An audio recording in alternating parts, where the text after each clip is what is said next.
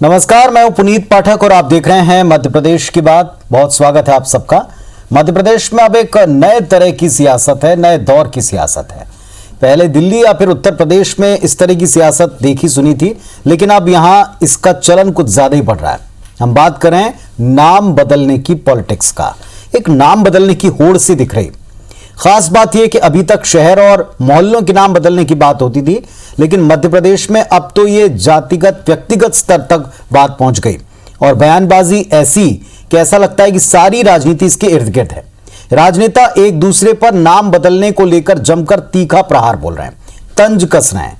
सवाल ये उठता है, नाम पर जारी महाभारत से आम जनता का क्या सरोकार है, उसको क्या हासिल होगा?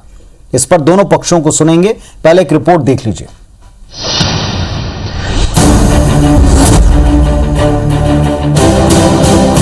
कहते हैं नाम में क्या रखा है, लेकिन आज की पॉलिटिक्स देखेंगे तो आप भी कहेंगे नाम में भरपूर सियासी स्कोप है।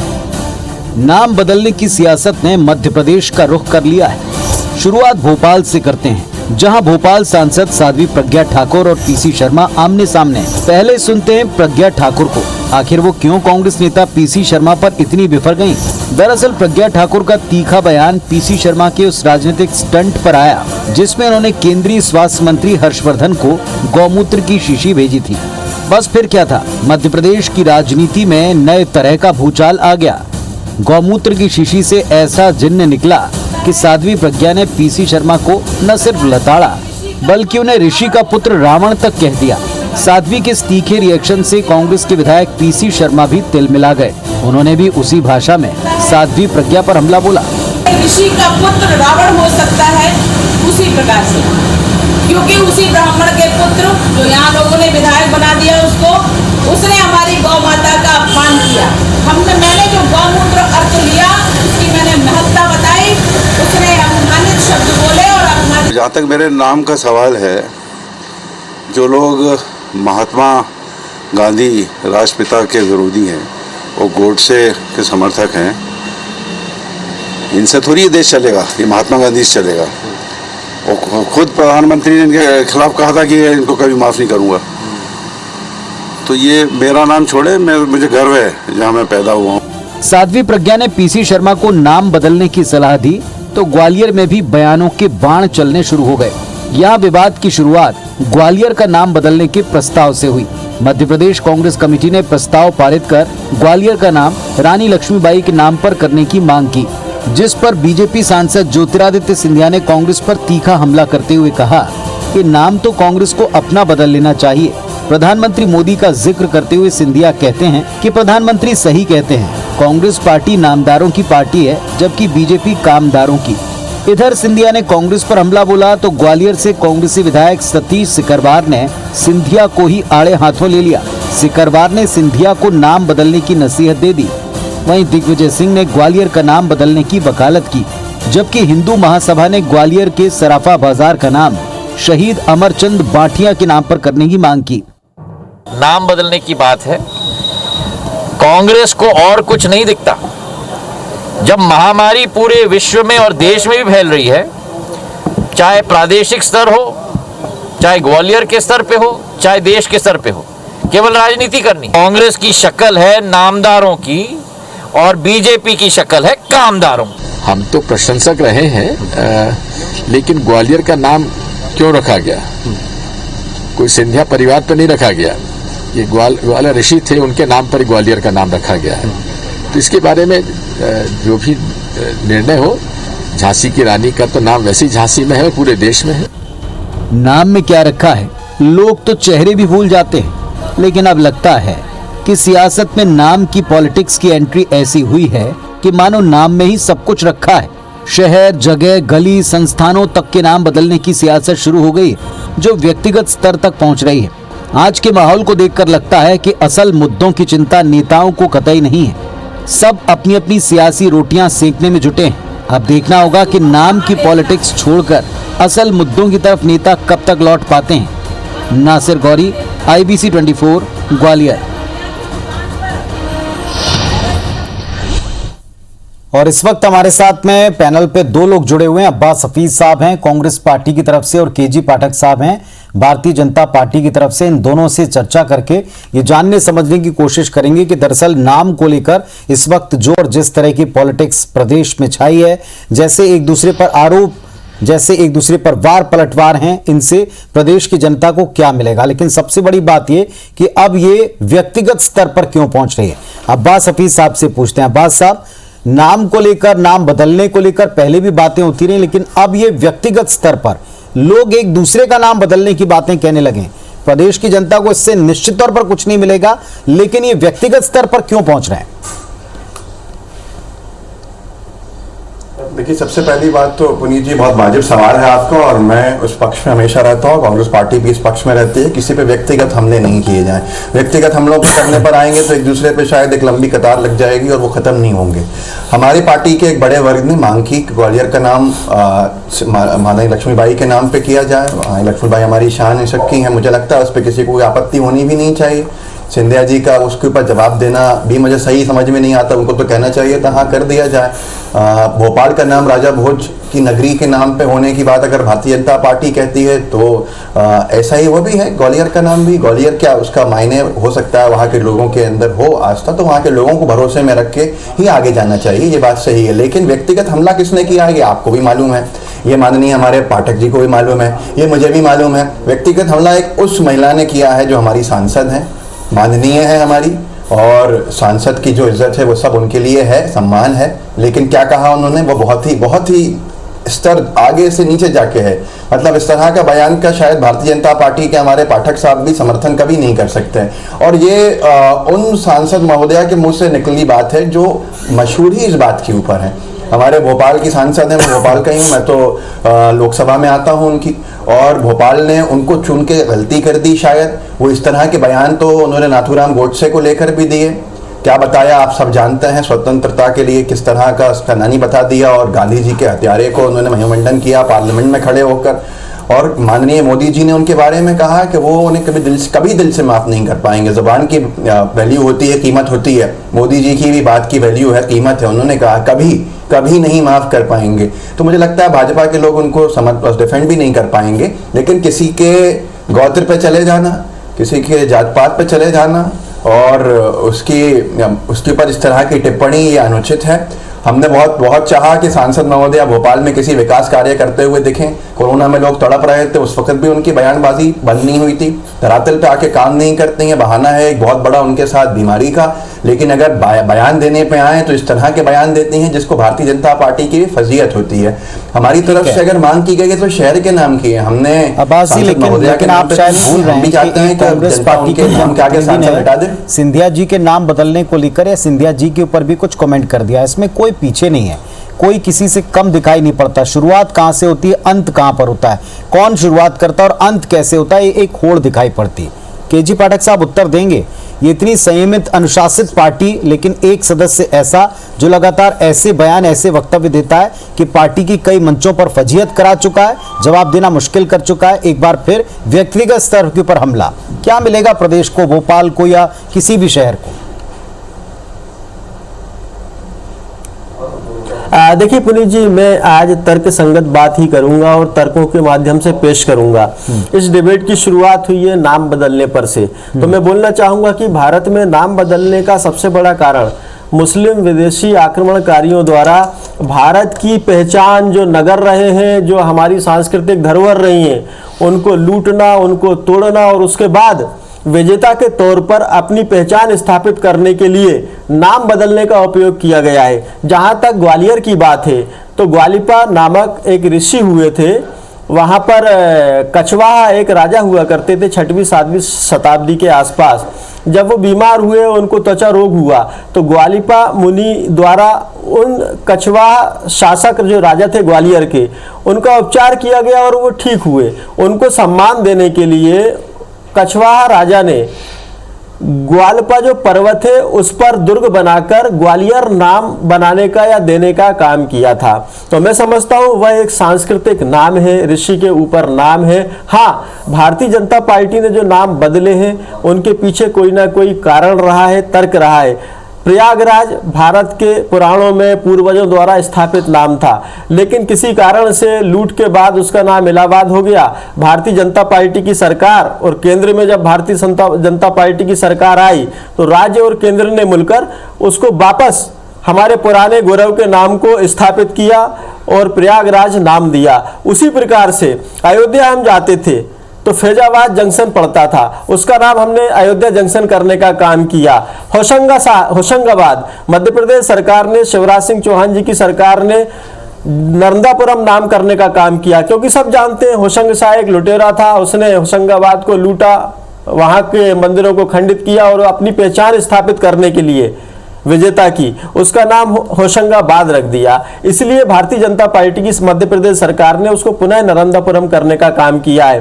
तो मैं समझता हूं कि नाम बदलने की जो सियासत है उसके पीछे अगर कांग्रेस पार्टी यह बात करती कि जो भारतीय संस्कृति के पुराने नाम है, भारतीय पूर्वजों द्वारा स्थापित नाम है और जिनको मुस्लिम आक्रमणकारियों द्वारा वहां के धार्मिक स्थलों को तोड़कर, जनता जनार्दन को लूटकर, माताओं बहनों की इज्जत लूटकर और अपनी एक दादागिरी के चलते, अपनी पहचान स्थापित करने के चलते नाम परिवर्तन करने का काम किया था। कांग्रेस पार्टी अगर उन स्थानों का नाम उठाती, आज भी वो देश में मौजूद है। नालंदा विश्वविद्यालय को जिस पीसी शर्मा जी के नाम को क्यों जलाया था, वहां पर पढ़ रहे। ठीक है, आपका तर्क मैं समझ गया। आपने कहा कि तर्कशील मैं बात करूंगा, हालांकि ये दूसरी डिबेट हो रही है नाम पर, क्योंकि पूरा दिन इस पर कई सारे बयान आने के बाद, इस विषय पर चर्चा होने के बाद इसे रखना पड़ता है और दोनों पक्ष के प्रतिनिधि थे। उस दिन भी जो बातें हुई वो सबने सुनी, लेकिन आज आपने एक तर्क रखा। ठीक है, आपका तर्क अपनी जगह है, उचित भी है, आपका एक नजरिया है वो भी उचित है, लेकिन व्यक्तियों के नाम क्यों बदले जा रहे हैं साहब? इससे किसको क्या मिल जाएगा? किस स्तर पर जा रही है पॉलिटिक्स?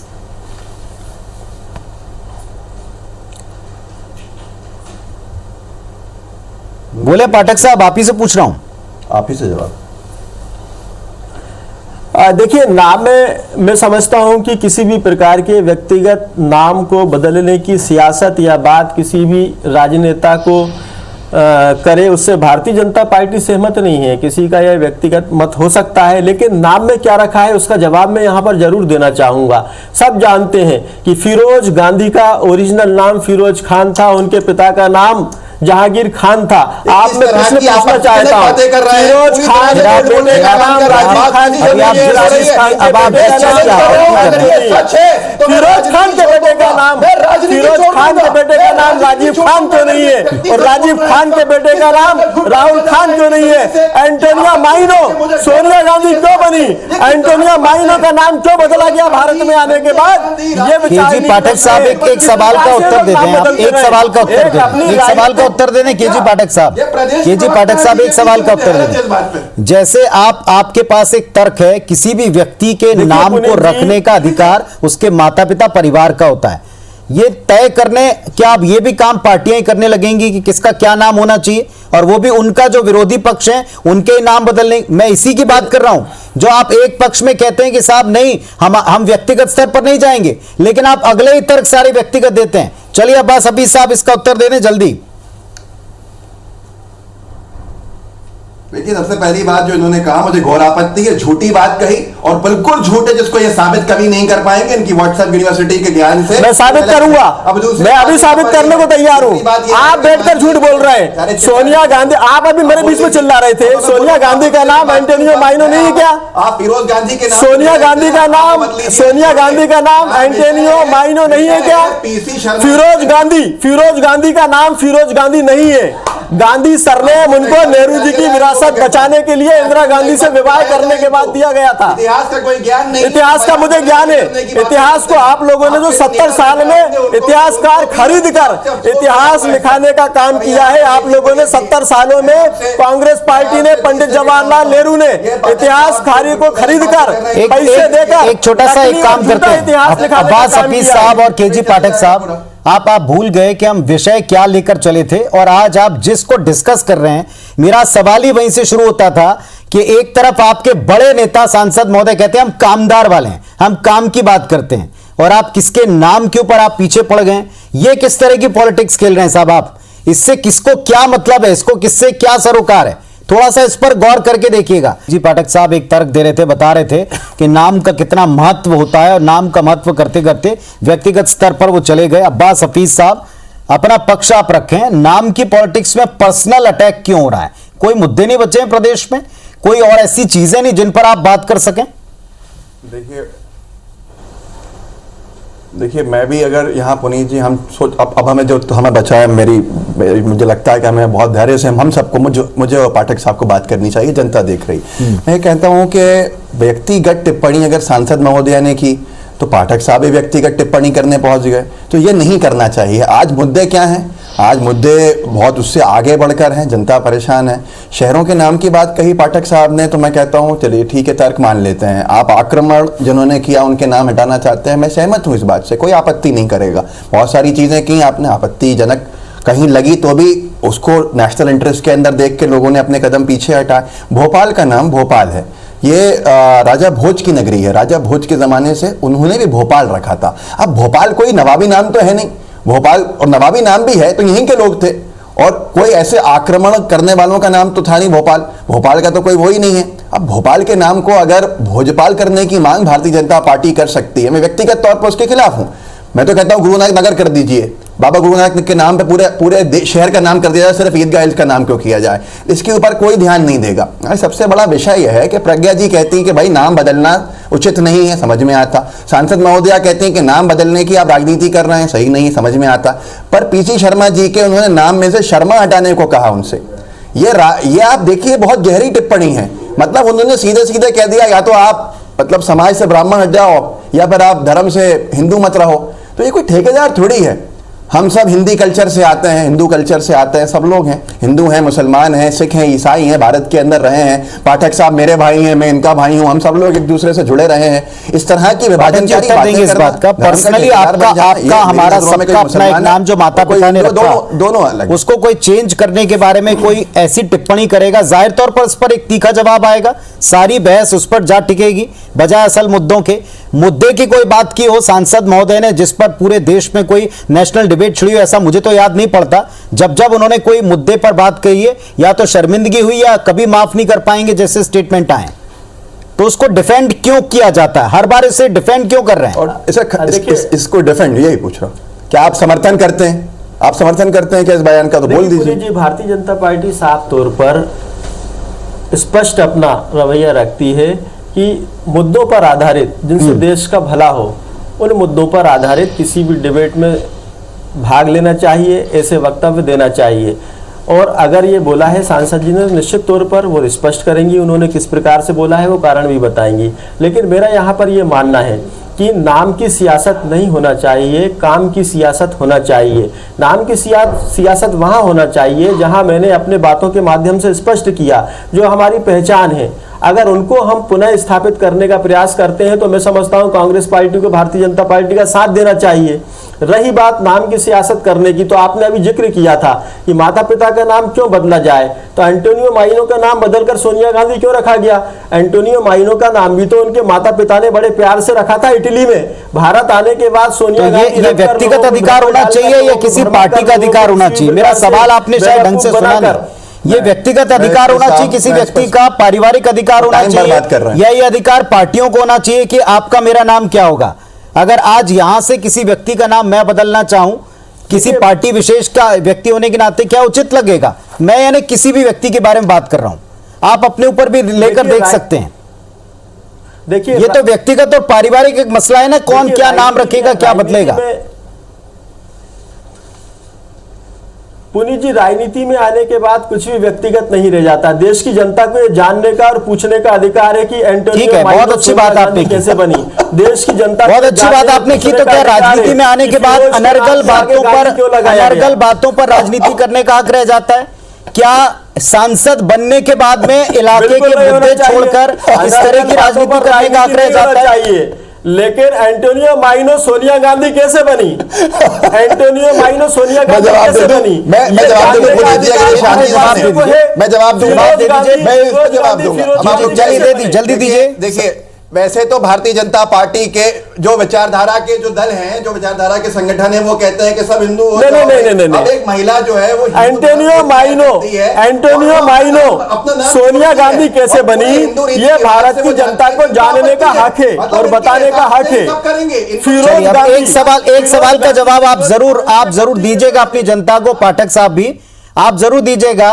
फिर आप कामगार की पार्टी कैसे हो गए? फिर आप सिर्फ नामगार की पार्टी को, दूसरे को आप क्यों तंज कसते हैं? अगर नाम की पॉलिटिक्स और नाम का ही सारा आपको विवरण प्रस्तुत करना है, काम के ऊपर आप बात करते हैं, कहीं कोई दिक्कत नहीं है। क्या काम कर रहे हैं, क्या काम नहीं कर रहे हैं, उसकी समीक्षा करते, बहुत अच्छी बात होती। बहुत अच्छी बात है जो आपने तर्क रखे। प्रदेश की जनता सुन भी रही, समझ भी रही है कौन किस तरह की पॉलिटिक्स कर रहा है। बहुत धन्यवाद आप दोनों का। नमस्कार।